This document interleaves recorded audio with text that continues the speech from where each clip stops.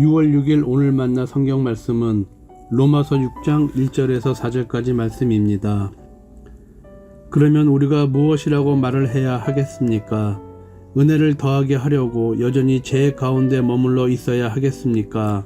그럴 수 없습니다. 우리는 죄에는 죽은 사람인데 어떻게 죄 가운데서 그대로 살 수 있겠습니까? 세례를 받아 그리스도 예수와 하나가 된 우리는 모두 세례를 받을 때 그와 함께 죽었다는 것을 여러분은 알지 못합니까? 그러므로 우리는 세례를 통하여 그의 죽으심과 연합함으로써 그와 함께 묻혔던 것입니다. 그것은 그리스도께서 아버지의 영광으로 말미암아 죽은 사람들 가운데서 살아나신 것과 같이 우리도 또한 새 생명 안에서 살아가기 위함입니다. 아멘. 오늘 만나러 만나주시는 하나님을 기대합니다. 인기 있고 맛있는 식당에서 저녁을 먹기로 약속한 날에는 음식을 더 맛있게 즐기고 싶은 마음에 괜히 점심을 조금 먹거나 굶으며 기다립니다. 또 문학이나 드라마를 보면 작가들은 작품의 결말부를 더 큰 해피엔딩으로 끝내기 위해서 의도적으로 주인공에게 많은 시련과 위기를 부여합니다. 위기가 더 크고 깊게 다뤄질수록 절정과 결말에서 주어지는 깊은 카타르시스를 느낄 수 있기 때문입니다. 가뭄에 내리는 비가 단비가 되듯 결핍과 감정의 폭이 클수록 그것이 우리에게 더 큰 자극으로 다가오게 됩니다. 간혹 이것을 신앙에 적용하는 사람들도 있습니다. 앞 5장에서 바울이 했던 죄가 더한 곳에 은혜가 넘쳤다는 말을 착각해서 스스로가 고난의 길을, 스스로가 죄인의 길을 걸어갑니다. 주일에 교회를 통해 받는 은혜가 있다 보니 나머지 6일간의 경건 생활이 소홀해지며 죄의 습성을 따라 살아가는 실수를 범합니다. 주일이 은혜 안에서 새로운 한 주를 도전받으며 결단하는 시간이 아닌 한 주를 마무리하는 은혜에 머무는 사람들입니다. 오늘 본문에서 바울은 은혜를 더하기 위해 죄에 거할 수 없고 우리는 세례를 통해 그리스도와 연합한 사람임을 강조하며 5장의 오해를 해소합니다. 세례는 예수님과 우리가 연합하여 한 몸이 되는 거룩한 예식입니다. 오늘날의 물을 살짝 얻는 세례로는 의미가 약하게 다가오지만 예수님 시대의 세례는 지금과는 달리 강가에서 완전히 물에 잠기는 것이었습니다.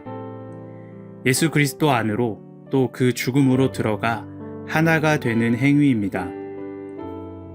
바울은 우리가 예수라는 물에 들어가 완전히 하나가 되었기 때문에 죄인이었던 우리가 단순히 죄사함을 받은 것을 넘어서 그리스도의 죽음에 하나가 되어 함께 십자가에서 죽었고 그리스도가 다시 살아나셨던 것처럼 우리도 부활에 연합되었다고 말합니다.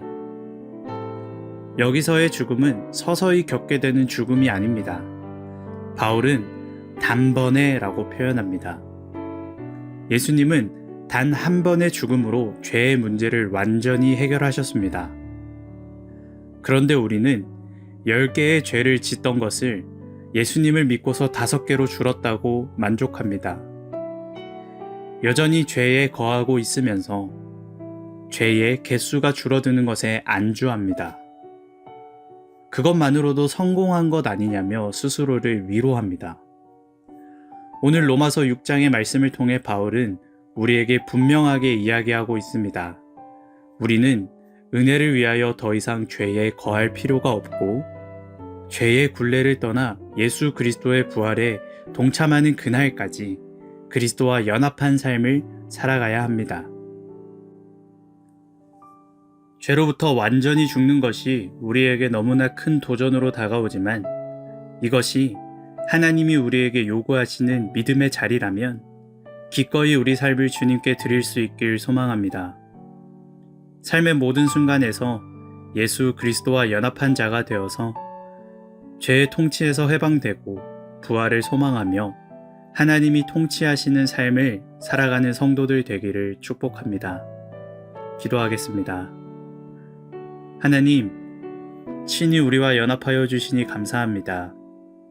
우리가 죄의 자리에서 서서히 떠나는 것이 아니라 단번에 그 자리에서 벗어나 그리스도와 연합한 자답게 살아가게 하옵소서. 죄를 떠나는 것이 우리의 힘으로는 어려운 도전이지만 그리스도를 통해 기꺼이 승리하게 하옵소서. 예수님의 이름으로 기도합니다. 아멘. 이제 두 가지 기도 제목으로 함께 기도하겠습니다. 먼저 우리는 그리스도와 연합한 자임을 기억하며 죄의 자리를 떠나 하나님께서 내 삶을 통치하심을 경험하는 오늘 하루 되게 하옵소서. 둘째로 이 나라와 이 민족이 속히 그리스도의 손을 잡게 하셔서 하나님의 통치 아래에 있는 나라 되게 하시며 더 나아가 남북이 그리스도 안에서 연합하며 통일을 꿈꾸는 나라 되게 하옵소서. 이 제목으로 기도하신 후에 개인 기도 하시겠습니다.